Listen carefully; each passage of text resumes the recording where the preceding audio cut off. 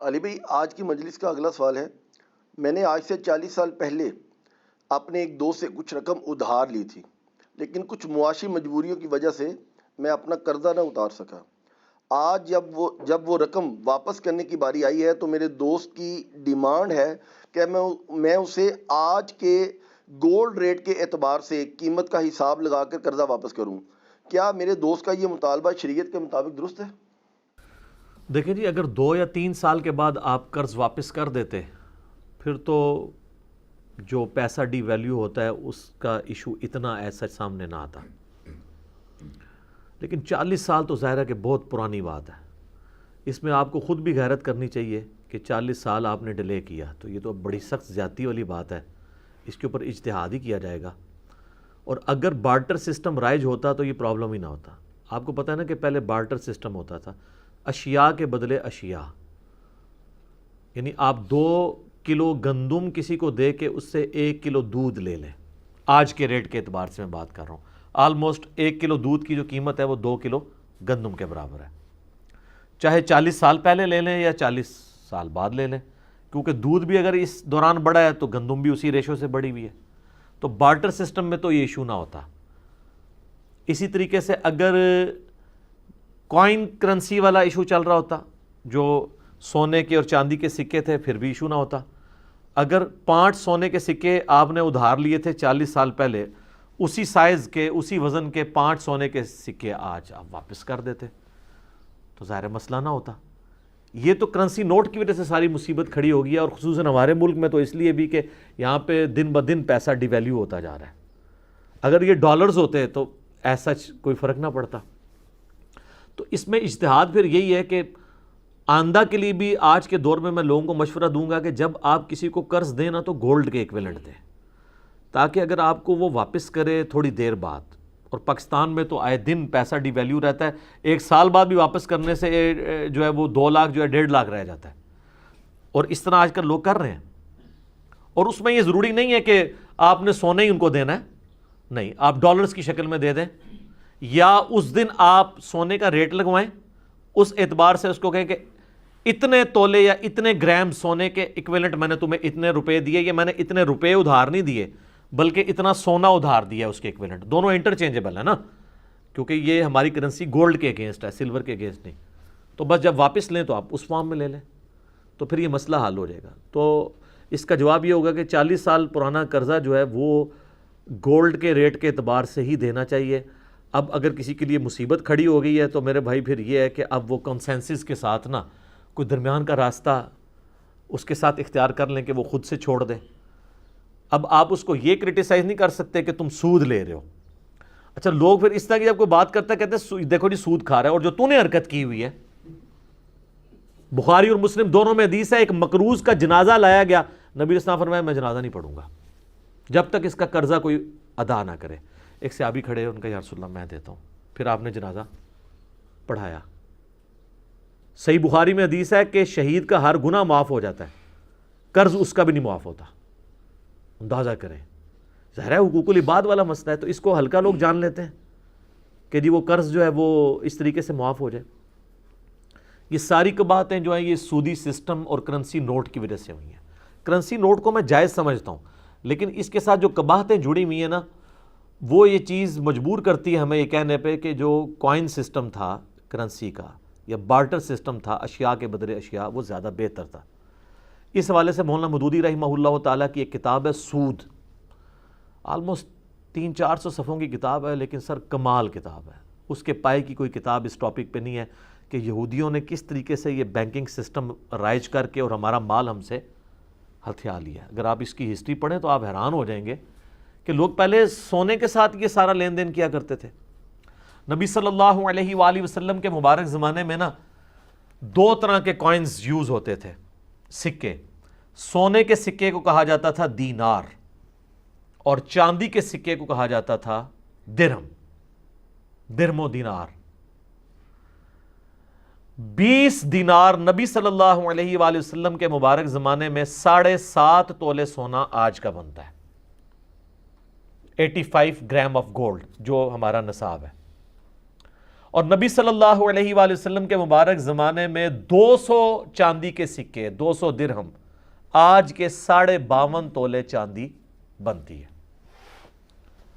آپ دیکھیں اس وقت سونے اور چاندی کی جو ورتھ کی نسبت تھی وہ 1 اور 7 کی تھی، کیلکولیٹ کی جائے تو، اور آج یہ نسبت کہاں پہ پہنچ چکی ہے؟ 1 اور 90 پہ، کیونکہ وقت کے ساتھ سلور اب سلیٹ ہو چکا ہے۔ اب دنیا میں گولڈ ہی کرنسی کا ایکویلنٹ ہے۔ آج جو ہے وہ سونا آلموسٹ 91,000 ہے تولہ، اور جو چاندی ہے وہ آلموسٹ 1,000 ہے۔ 190 کی نسبت پہ آ چکا ہے جو 17 کی تھی، کیونکہ آج کرنسی سلور کے اگینسٹ نہیں، گولڈ کے اگینسٹ ہے۔ اور آپ کبھی کرنسی نوٹ اٹھا کے دیکھیں، اس کے اوپر 2 جملے لکھے ہوتے ہیں۔ نمبر 1، اگر پاکستان کا نوٹ، حکومت پاکستان کی ضمانت سے شائع شدہ، مطلب یہ کہ یہ کاغذ کا ایک ٹکڑا ہے، اس کے پیچھے گورنمنٹ کی ضمانت ہے، ورنہ تو A4 کہ آپ 4 ٹکڑے کر کے تو 4-5 ہزار کے نوٹ بنا لیں پرنٹ کر کے، نہیں، ان کے پیچھے گورنمنٹ کی گارنٹی نہیں ہے۔ اور دوسرا لکھا ہوتا ہے اسٹیٹ بینک آف پاکستان حامل حاضہ کو مطالبہ پر ادا کرے گا۔ حامل حاضہ یعنی جو اس نوٹ کو پوزیس کرتا ہے، جس کی ملکیت ہے یہ نوٹ، اس کو اسٹیٹ بینک اس کے ایکویلنٹ سونا دینے کا پابند ہے، کیونکہ اس کرنسی نوٹ کی تو کوئی اہمیت ہی نہیں ہے، اصل چیز تو گولڈ ہے، ویسے وہ دے نہیں سکے گا۔ ہم اکثر کہتے ہیں نا انفلیشن بڑھ گئی ہے جی، وہ سونا ہے ہی نہیں پیچھے اور نوٹ تے نوٹ چھاپ رہے ہیں، تو اس کی وجہ سے مہنگائی بڑھ جاتی ہے۔ وہ اسی لیے بڑھتی ہے نا، آپ ایک خاص لمٹ سے زیادہ تو نہیں کر سکتے، ورنہ تو پھر مہنگائی ہو جائے گی۔ یہی سازش کی یہودیوں نے، انہوں نے اس وقت 18ویں صدی کے اندر یہ ایک مہم چلائی کہ جی آپ سونا گھر میں جوڑیں گے تو سونا تو چوری بھی ہو سکتا ہے، خراب تو اللہ کے فضل سے یہ نہیں ہو سکتا۔ آپ 1,00,000 سال کے لیے بھی سونے کو زمین میں دفن کر دیں، سمندر میں پھینک دیں، اس کو زنگ نہیں لگے گا۔ ایسی کمال دھات ہے، نہ اسے زنگ لگتا ہے، اس لیے تو اس کو دنیا کی قیمتی دھات اور کرنسی کے طور پہ یوز کیا گیا کہ آپ اس کو جوڑ کے بھی رکھیں گے۔ دیکھیں آپ کے کاغذ کا نوٹ ہے، اس کو تو چوہا بھی کتر سکتا ہے، اور بھی کوئی مسئلہ ہو سکتا ہے، بارش کے اندر اور اس طریقے سے وہ معاملات خراب ہو سکتے ہیں۔ سونے کے کوائن کو کچھ نہیں ہوگا۔ اور سر یہ ایک ایسی چیز ہے آپ دنیا میں کہیں لے جائیں، آپ کے پاس اگر پاکستان کا نوٹ ہے اور آپ کسی ایسے ملک میں چلے گئے جہاں پہ پاکستان کی کرنسی آپ کو نہیں ملتی، لیکن سونا اٹھا کے آپ دنیا میں کہیں لے جائیں، آپ جائیں ہاتھوں ہاتھ بکے گا وہ۔ تو یہ پرانے زمانے کی یہ ایک خوبی تھی کہ جو گولڈ کے کائن کی انٹرنسک ویلیو ہوتی تھی وہی اس کی فیس ویلیو بھی ہوتی تھی، اس کے اندر پوشیدہ انٹرنسک ویلیو۔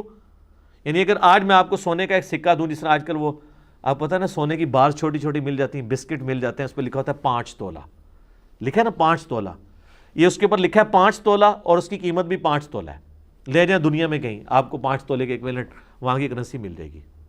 لیکن پاکستان کے نوٹ کے اوپر اگر لکھا ہوا ہے 5,000 روپیہ اور ہمارا پیسہ دن بدن نیچے گرتا جا رہا ہے، تو پھر آپ دیکھیں گے جو کچھ مارکیٹ کے اندر ہو رہا ہے۔ آج دنیا میں حکمرانی ڈالر کی ہے، اور ڈالر اس لیول پہ آگے چلا گیا کہ اب گولڈ کی قیمت ڈالر نکالتا ہے۔ آپ دیکھیں سنیارے بیٹھے ہوتے ہیں، ریل ٹائم ڈیٹا لے رہے ہوتے ہیں کہ جی دبئی سے یہ ریٹ آ رہا ہے ڈالر کے حساب سے، ڈالر ڈیفائن کر رہا ہے، حالانکہ سونے کو ڈالر ڈیفائن کرنا چاہیے، یہاں پہ ڈالر سونے کو ڈیفائن کر رہا ہے اس سازش کے تحت۔ تو یہودیوں نے کہا کہ یہ جو آپ سونا جوڑ رہے ہیں تو چوری بھی تو ہو سکتا ہے، آپ ہمارے پاس ہمارے بینکوں میں، یہ بینک یہاں سے سٹارٹ ہوئے تھے، ہمارے پاس بینک میں رکھوائیں، ہم حفاظت کریں گے آپ کے سونے کی، فری حفاظت کریں گے۔ لوگوں کو کیا چاہیے؟ آج بھی فری حفاظت ہو رہی ہے نا، لوگ کہہ رہے ہیں جی رکھیں۔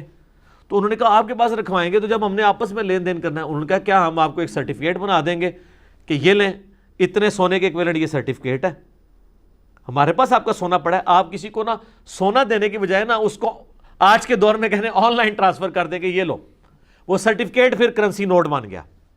اسی لیے شروع میں علماء نے باقاعدہ فتوے لکھے کہ کرنسی نوٹ جائز بھی ہے کہ ناجائز۔ اعلیٰ حضرت نے پورا ایک فتویٰ لکھا حمزہ بریلوی صاحب نے کہ کرنسی نوٹ جائز ہے اگر کوئی پیچھے ضمانت کھڑی ہوئی ہے۔ کچھ علماء نے اس وقت مخالفت کی تھی، اب تو خیر آپ کسی بھی عالم کو جا کے نذرانہ پیش کریں، وہ نہ آپ سے پوچھے گا کہ حرام کی کمائی سے ہے حلال کی کمائی سے ہے، ٹھیک ہے۔ امریکہ کے خلاف تقریر کر کے وہ ممبر سے نیچے اترے گا، آپ جا کے ڈالر پکڑائیں، وہ بغیر چومے گا بھی نہیں، دل میں شاید چوم رہا ہو جیب میں ڈال لے گا۔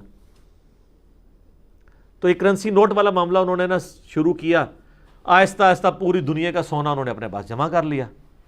اب آپ سب کنگال ہیں. آج جناب ڈالر، آج امریکہ اناؤنسمنٹ کر دینا کہ میں ڈالر ختم کر کے نیا ڈالر لانچ کر رہا ہوں، آپ گھر بیٹھے بیٹھے کنگال ہو گئے. اربوں ڈالر آپ کے ڈوب گئے، کیونکہ وہ آپ کہاں لے کے جائیں گے؟ اس کے پیچھے تو اسٹیٹ بینک تھا امریکہ کا، وہ کہہ رہا جی میں اس ڈالر جس طرح آپ نوٹ چینج کر دیں ختم.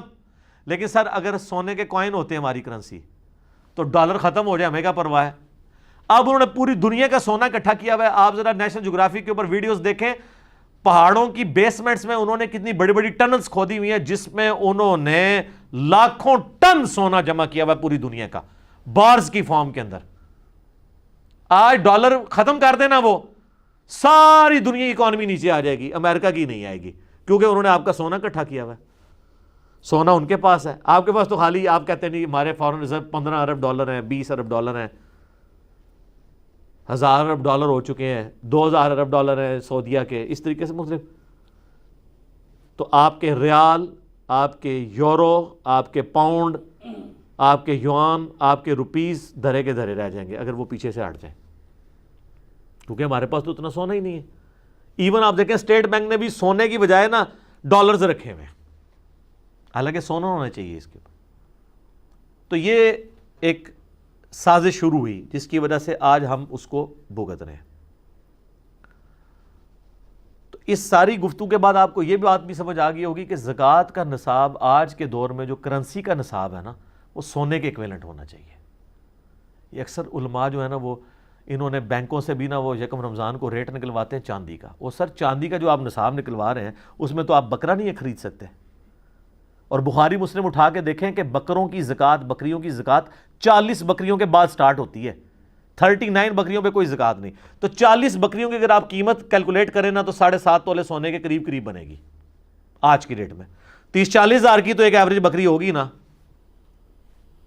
تو آپ دیکھیں 7-8 لاکھ روپے بن جاتا ہے نا.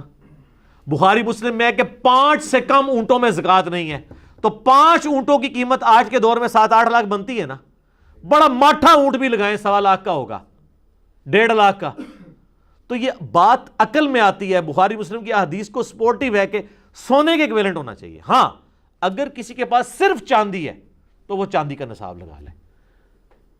یہ کہتے ہیں جی صرف سونا ہونا تو سونے کا لگے گا، اگر بیچ میں کرنسی نوٹ شامل ہو گیا پھر آپ چاندی کے نصاب سے کریں گے. چاندی کے نصاب سے کیوں کریں گے یار اللہ کے بندے، جب کرنسی نوٹ خود سونے کے ایکویلنٹ ہے، کان یوں پکڑیں یا یوں، آپ اس کو چاندی میں کیسے ڈال رہے ہیں؟ وہ کہتے ہیں نہیں مکس ہو گیا. مکس کہاں سے ہوا؟ کرنسی نوٹ اور سونے میں فرق ہی کوئی نہیں ہے کیونکہ اس کا ایکویلنٹ ہے. مکس تو تب ہوگا جب چاندی اور سونا مکس ہو رہا ہو، پھر تو آپ بات کریں. یہاں تو یہ دو چیزیں الگ ہیں، اور سونا اور چاندی جب مکس ہوگا پھر چاندی کی الگ سے زکوٰۃ ہوگی، سونے کی الگ سے ہوگی. اور کتنی وہ بھولی بھالی ہماری اسلامی بہنیں ہیں، کوئی بیوہ ہو جاتی ہے یا جس کے پاس جیب خرچ نہیں ہوتا تو وہ کہتی ہے جی میں زکوٰۃ کیسے دوں، میرا تو جیب خرچ ہی اتنا نہیں خاوند نے لگایا ہوا. تو میری بہنوں آپ نے جو سونا پہنا ہوا ہے اس کو توڑوا کے اس میں سے زکوٰۃ دو. یہ تو صرف اجازت ہے کہ کرنسی نوٹ کی فارم میں آپ زکوٰۃ دے سکتے ہیں، ورنہ اوریجنل زکوٰۃ تو یہ ہوتی ہے کہ آپ نے اس سونے کو توڑوا کے اس سونے میں سے زکوٰۃ دینی ہوتی ہے. اسلام یہ کہتا ہے کہ 7.5 تولے سے زیادہ سونا آپ جوڑیں ہی نہ، اور اگر آپ جوڑیں گے تو آپ اس کی پلنٹی دیں گے زکوٰۃ کی فارم میں. آپ پاس 10 تولے سونا ہے اس وقت تک زکوٰۃ دیتے رہیں گے جب تک کم ہو کے 7.5 پہ نہ آ جائے. 7.5 پہ آ جائے، اس سے نیچے آ جائے تو پھر آپ زکوٰۃ نہ دیں. یہ کہاں سے آپ کو پڑھا لیا کہ میرے پاس انکم ہوگی تو میں 7.5 تولے کی زکوٰۃ دوں گا؟ اسی کو توڑوا کے دینا. اچھا کئی لوگ یہ بھی پوچھتے ہیں کہ جب میرے پاس 8 تولے ہے تو زکوٰۃ تو شروع ہوتی 7.5 سے، تو میں 8 تولے پہ زکوٰۃ دوں گا یا اوپر والے آدھے تولے پہ؟ ایڈے پولے نے او بھائی جی جدو تھریشولڈ پوائنٹ کراس کر گیا نا 7.5 سے تھوڑا سا بھی اوپر گیا تو پورے کے پورے سونے کے اوپر زکوٰۃ ہو گئی. یہ بھی بڑے وہ سادے بنے ہوئے ہوتے ہیں. تو قرض سے بات کہاں سے کہاں شروع ہوئی؟ میں نے کرنسی نوٹ کی آپ کو بتائی. بارٹر سسٹم تھا تب بھی ایشو نہیں تھا. آج بھی آپ کو بتاؤں پاکستان میں بھی جو دور دراز کے علاقے ہیں نا، گلگت سائڈ کے اوپر، جنوبی پنجاب، وہاں چلیں بارٹر سسٹم ابھی بھی چل رہا ہے. دنیا میں یہ ابسلیٹ نہیں ہوا، ابھی بھی چل رہا ہے کہ آپ ایک بندے کے پاس دودھ ہے وہ دودھ دے کے گندم لے لیتا ہے. انٹرنیشنل لیول کے اوپر تو چل رہا ہے. ایران کے اوپر آپ کو پتہ ہے پابندیاں ہیں. تو ان کو پابندی یہ ہے کہ وہ اپنا تیل نکال کے بیچ نہیں سکتے، البتہ اتنا دے سکتے ہیں جس کے ایکویلنٹ وہ گندم خرید لیں. تو وہ بارٹر سسٹم سے تجارت کرتا ہے ایران ورنہ تو اگر ان کو اجازت مل جائے تو 1 روپے کا مقروض نہ کسی کا ہو. تو وہ اتنا تیل بیچتے ہیں جس کے ایکویلنٹ وہ گندم، کپاس، اس طرح کی چیزیں باہر سے امپورٹ کرتے ہیں بارٹر سسٹم کے تحت. ایبسولوٹلی تو نہیں بیچ سکتے وہ تیل. تو بارٹر سسٹم ابھی بھی کنٹریز کے درمیان بھی چل رہا ہے. اس میں یہ کہ باتیں نہیں ہے ڈی ویلیو ہونے والی. یا دوسرا پھر سلسلہ یہ کہ کوائن کرنسی چلے بجائے پیپر کرنسی کے کوائن کرنسی. لیکن اب تو معاملہ وہ سافٹ کرنسی سے کرتے کرتے وہ کہاں تک بات، اب تو پلاسٹک پلے پہ منی پہ آئی، اب تو وہ بٹ کوائن اور یہ وہ سارے معاملات بھی شروع ہو گئے ہیں. جائز ہیں اگر ان کے پیچھے کوئی اسٹیٹ بینک کی گارنٹی ہو، جس طرح پاکستان میں تو اسٹیٹ بینک پیچھے ہٹ گئے اس سے، نہ اسٹاک ایکسچینج اس کو اون کر رہی ہے بٹ کوائن اور اس کو. تو اگر نہیں اون کر رہی تو ظاہر ہے کل کو آپ کا پیسہ ڈوبا تو آپ کیا کریں گے. تو اس طرح کی بھی چیزوں سے پیچھے رہیں. اور آمدہ سے کسی کو قرض دینا ہے تو میرے بھائی بہتر یہ ہے کہ ڈالرز کی فارم میں دیں، اور اس سے بھی بہتر ہے کہ گولڈ کی فارم میں یا اس کے ایکویلنٹ اسے بتائیں. ہمارے کئی دوست ہیں وہ اسی طریقے سے کام کرتے ہیں کہ بھئی یہ آج ذرا ریٹ پتہ کراؤ گولڈ کا کیا ہے. وہ کہتے ہیں جی 90,000 روپیہ تولہ. کتنا قرضہ چاہیے؟